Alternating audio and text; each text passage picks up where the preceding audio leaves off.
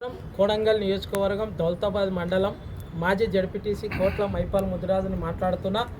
ఈరోజు కోడంగల్లో ఏం జరుగుతుంది? కోడంగల్ ఇక్కడి నుంచి గెలిచినటువంటి ఎమ్మెల్యే సీఎం అయిన తర్వాత మొత్తము ఈ కాన్స్టిట్యున్సీలో మొత్తం అవినీతి పాల్పడుతుంది. దయచేసి తిరుపతి రెడ్డి గారు కావచ్చు, అదేవిధంగా రేవంత్ రెడ్డి గారు కావచ్చు, నా మీద మొత్తం అణిచివేయాలని చూస్తున్నాడు. దయచేసి తిరుపతి రెడ్డి గారికి రేవంత్ రెడ్డి గారికి తెలియజేస్తున్నది ఒక్కటే, నా మీద దాడులు చేయించడం కానీ సోషల్ మీడియాలో తిట్టడం కానీ ఎంతవరకు సమావేశమో తెలియజేస్తున్నా.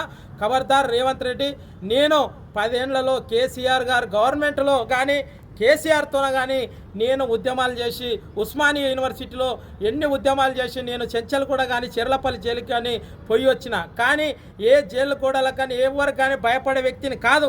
నేను సచ్చినంత వరకు కొడంగల్ ప్రజల మీదనే ఉంటా.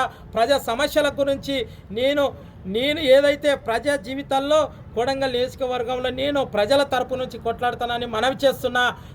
ఒక్కసారి గమనించుకో, నీ ఎంట 16 ఏళ్ళు తిరిగిన వ్యక్తులు ఈరోజు కొడంగల్ నియోజకవర్గంలో కృష్ణంరాజు కావచ్చు, నయీం కావచ్చు, బొమ్మరస్పేటలో సంతోష్ కుమార్ కావచ్చు, చింగార్ నరసింహ కావచ్చు, బయర్ నరసింహ కావచ్చు, అదేవిధంగా కోజికి వచ్చేసరికి ఎన్ఎస్యుఐ నాయకులు సంతోష్ కావచ్చు, అదేవిధంగా మన మద్దూరు మండల్లో అనిల్ నాయక్ కావచ్చు, సంతోష్ కావచ్చు, నరసింహ కావచ్చు, వీళ్ళు అదేవిధంగా ఈరోజు ఎంతోమంది 10 ఏళ్ళ నుంచి 20 ఏళ్ళ వరకు 10 నుంచి 15 ఏళ్ళ వరకు నీ ఎంట తిరిగి నీ యొక్క ఏ ప్రోగ్రాం వచ్చినా వాళ్ళే ముందుండి మా ప్రభుత్వంలో ఉన్నప్పుడు గొడవలు లొల్లులు చేసి ఎన్నో కేసులు పెట్టిన వ్యక్తులు ఈరోజు మా దౌలతాబాద్ మండలంలో తీసుకోండి.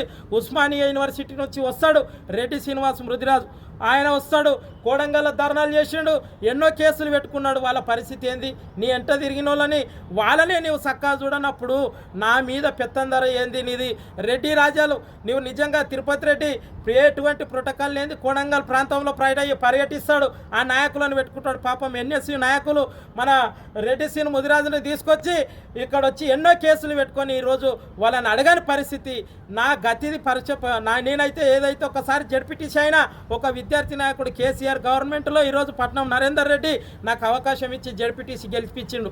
కానీ నాలకనే నీకు చిత్తశుద్ధి ఉంటే, దమ్ము ధైర్యం ఉంటే రెడ్డి సీన్ ముదిరాజు కావచ్చు, కృష్ణంరాజు కావచ్చు, సంతోష్ కావచ్చు, మన ఎవరు పోలేపల్లి నరసింహని నువ్వు కార్పొరేషన్లో అవకాశం ఇచ్చి చూడు, నీకు దమ్ము ధైర్యం ఉంటే. కానీ నన్ను ఎట్లా అణచివేసి తొక్కలని చేస్తున్నావు తిరుపతి రెడ్డి, రేవంత్ రెడ్డి, దయచేసి నీ ఎంట తిరిగిన కోడంగల్ యువ నాయకులని నీవు ఏదైనా చేయాల్సి ఉంటే వాళ్ళకి చేయి, కానీ నా యొక్క నాయకుని మీద నీవు కేసులు పెట్టి బెదిరిస్తే నేను ఎప్పటికీ భయపడను. నిరంతరం కోడంగల్ ప్రజల నుంచి నేను సాగున్నంత వరకు నా కోడంగల్ ప్రజల గురించి 6 గ్యారెంటీలు, రైతు రుణమాఫీ కావచ్చు, అదేవిధంగా రైతు బంధు కావచ్చు, కళ్యాణ లక్ష్మి చెక్కులు కావచ్చు, అదేవిధంగా మన 6 గ్యారెంటీల మీద నేను ఎప్పటికీ నిరంతరంగా కోడంగల్ ప్రజల మీద నేను నా జీవితం ఉన్నంత వరకు టీఆర్ఎస్ గవర్నమెంట్ వచ్చేదాకా కేసీఆర్ మళ్ళీ సీఎం చేసే దగ్గర నీ అంతు చూస్తాను మనవి చేస్తూ ఈ అవకాశం ఇచ్చిన మీడియా మిత్రులందరికీ ధన్యవాదాలు తెలియజేస్తూ ముగించుకుంటున్నాను. జై తెలంగాణ, జై కేసీఆర్.